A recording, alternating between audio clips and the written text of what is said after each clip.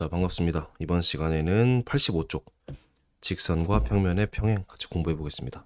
여기도 내용이 많지 않습니다.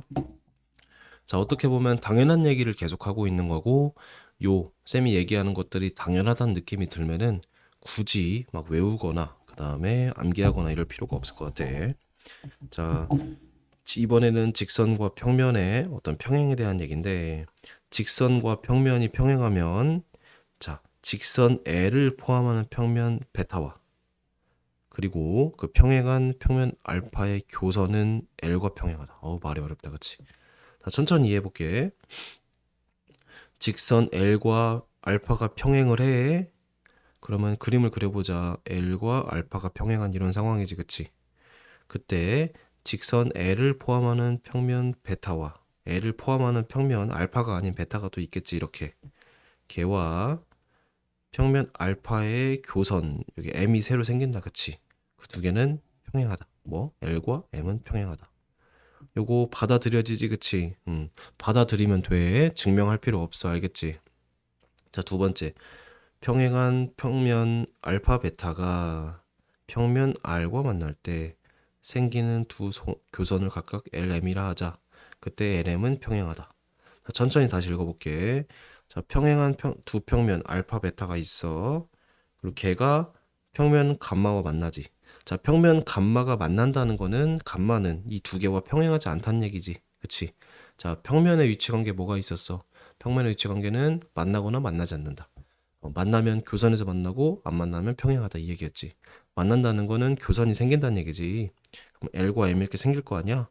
근데 이 두 직선 L과 M은 알파와 베타 안에 속해 있고 알파 베타가 평행하기 때문에 그래서 LM은 평행하다라고 할 수 있겠지.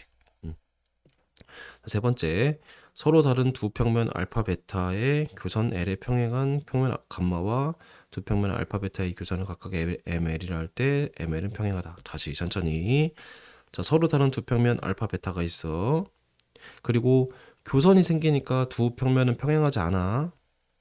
그러면은 알파 베타의 교선을 L이라고 할 수 있겠지. 이해돼 안 돼? 그리고 이 L에 평행한 평면 감마라고 할게. 이렇게 나타날 거 아니야, 그치? 자, 직선 L과 평면 감마가 평행한 상황이라고 할 수 있겠지, 그치? 그리고 그 감마와 또 알파 베타가 만날 거 아니야. 만나면은 이렇게 ML이 만들어질 거 아니야. 그 ML은 서로 평행하다 이 얘기입니다. 말이 어렵지만 이해가 되지. 이해가 되면 됐어.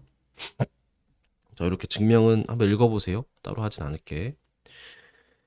자, 직선 L과 평면 알파가 평행하다고 해서 직선 L이 평면 알파 위에 모든 직선과 평행한 것은 아니다.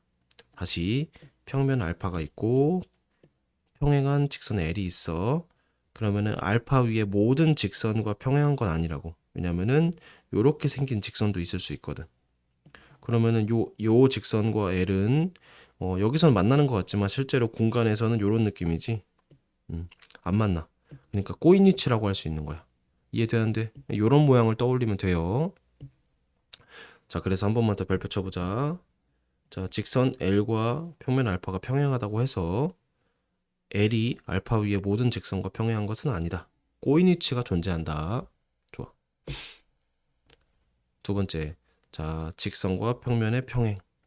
평행한 두 평면 알파 베타에 대해서 L이 알파에 포함되면 베타와 평행하다. 자, 무슨 말이냐? 평면이 두 개가 있습니다. 평행합니다. L이 알파 위에 있어. 그러면 이 L은 베타와 만나 안 만나? 안 만나지. 왜냐면 직선 L이라는 것은 알파에 포함되고 알파와 베타가 평행하기 때문에 L도 베타와 평행하지, 그치? 그래서 L과 베타는 평행하다. 이해돼 안 돼? 두 번째, 평행한 두 직선 LM에 대하여 L을 포함하고 M을 포함하지 않는 평면 알파는 M과 평행하다. 다시, 자, 평행한 두 직선이 있어 LM.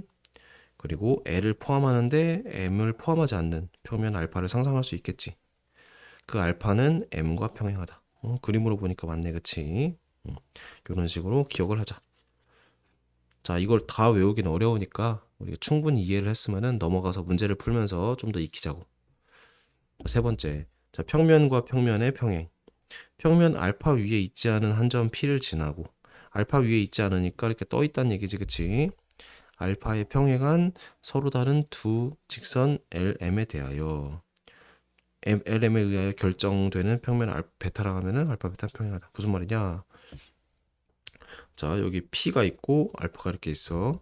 그리고 평면 알파의 평행한데 LM이고 P를 지나야 돼. 요렇게 위에서 그려지겠지. 그럼 이 두 직선 LM으로 만든 평면이 또 존재할 거 아니야? 그 평면과 알파는 평행하다. 이해되는데? 이해되죠, 그쵸? 그러니까 평면 알파 위에 저기 위에 떠 있는 점 P가 있고 그 평면 알파와 평행한 LM이 있어. 근데 그 두 직선이 P를 지나. 그럼 그 두 직선을 포함하는 평면은 알파와 평행하다라고 할 수 있겠지? 좋아. 두 번째, 서로 다른 세 평면 알파, 베타, 감마에 대해서 알파, 베타가 평행하고 베타, 감마가 평행하면 두 평면 알파, 감마는 평행하다. 무슨 말이냐? 세 개가 있어 이제. 근데 알파, 베타가 평행해. 그다음 베타, 감마가 평행해. 그럼 알파, 감마는 평행하다라고 할 수 있겠지. 혹시 무조건 이래야 하나라고 싶은 사람은 발레를 한번 생각해봐. 그리고 발레가 떠오르지 않을 거야. 왜냐면 이건 진리이기 때문이지. 지금 얘기하는 이런 공간 도형에서 점, 선, 면이 이루는 위치 관계는 사실 2500년 전에 그리스 시대에 유클리드라는 사람 있잖아. 그 사람이 점, 선, 면을 딱 각자 정의하고 이런 것들에 대해서 이제 체계화 시켜 놓았어 이미.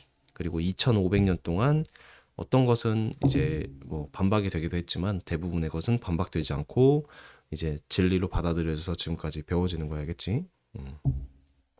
근데 이런 것들을 이제 중학교 때 배우고 고등학교 때는 심화해서 배우지 않는 이유가 이제 이런 그 공간에서의 점선면에 만나는 그런 형태들은 중요하지가 않아. 왜냐면 모든 것을 좌표로 환원해서 우리가 계산 때려버리기 때문이야. 공통수학 2에서 보면 알겠지만 도형 문제인데 그림을 안 그리고 풀어 식으로. 그렇게 이제 수학이 발전해. 그쪽으로 발전하기 때문에 이쪽은 이제 뭐 좀 깊은 분석의 대상이 아니게 된 거지. 어쨌든 그런 역사가 있습니다. 자, 그래서 문제 한번 풀어봅시다. 필수 3번. 자, 한 평면 위에 있지 않은 4점 A, B, C, D. 공간에 이렇게 떨어져 있는 거네. 그치? 약간 하늘의 별같이. 그래서 선분 A, B, B, C, C, D, D의 중점을 각각 E, F, G, H라 하면 얘가 평행사변형임을 증명하래. 오, 말이 어렵다. 그치? 자, 내가 네 점을 상상을 해볼게. A, B, C, D 이런 식으로. 얘는 지금 요 그림을 제외하면은 한 평면 위에 있을 것 같지만 실제로는 그 하늘의 별처럼 한 평면 위에 있지 않은 그런 네 가지 상태인 거야. 네 별이래. 네 점의 상태. 그래서 천천히 해볼게. 자, A, B의 중점을 E, 자, B, C의 중점을 F, 그 다음에 A, D의 중점을 H, C, D의 중점을 G 이렇게 쓴 거야, 알겠지?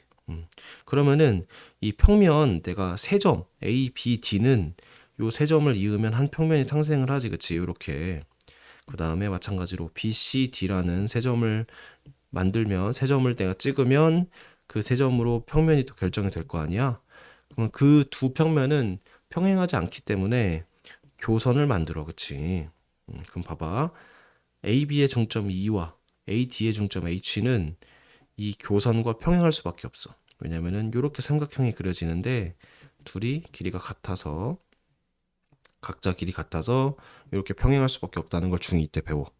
마찬가지로 이 직선 BD와 FG는 평행해. 그러면은 얘와 자 알파와 베타가 평행하고 알파와 감마가 평행하니까 자 이렇게 할게. 알파랑 베타가 평행하고 그 다음에 알파랑 감마가 평행하니까 따라서 베타랑 감마가 평행하다라고 할 수 있겠지. 그래서 평행한 선을 하나 그었어. 그 다음에 그리고 이제 중점이기 때문에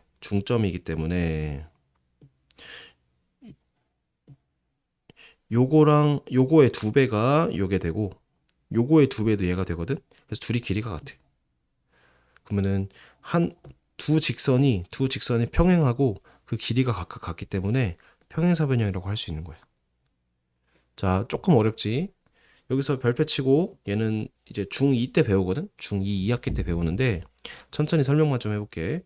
평행사변형이 되는 조건, 이 5가지 중에 하나를 만족하면 평행사변형이 되거든. 자, 얘는 이해하고 넘어가자. 첫 번째, 두 쌍의 대변이 각각 평행하다. 대변이라는 것은 요 변에 이제 짝지어지는 이 변을 얘기하는 거야. 그래서 한 쌍변, 두 쌍변 이렇게 있겠지, 그치? 걔네들이 각각 평행하면 평행사변형이 된다. 두 번째, 대변의 길이가 각각 같다. 얘랑 얘가 같고 얘랑 얘가 같으면 돼. 그리고 세 번째, 두 쌍의 대각의 크기가 같다. 얘와 얘 그리고 얘와 얘가 서로 같으면은 평사가 된다. 네 번째, 대각선이 서로 다른 것을 2등분한다. 요거랑 요게 서로 다른 거를 이렇게 2등분하는 상황이야. 그리고 마지막, 한 쌍의 대변이 평행하고 그 길이가 같다. 증명에서 쓰인 거지, 그치? 그래서 요 5가지 중에 하나를 만족하면은 평사가 되고 반대로 평사가 되면은 요 5가지를 모두 만족한다라고 할 수 있는 거야. 그래서 요 증명에서는 이 5번째 성질을 썼습니다. 다시. 결국에 요거야. 얘랑 얘가 서로 평행하고 길이가 같다를 증명한 것뿐이야. 넘어갑시다. 문제가 하나밖에 없었네. 그래서 오늘은 이제 87쪽까지 했고 다음 시간에 또 이어서 이런 식으로 계속 문제를 풀어가겠습니다. 안녕.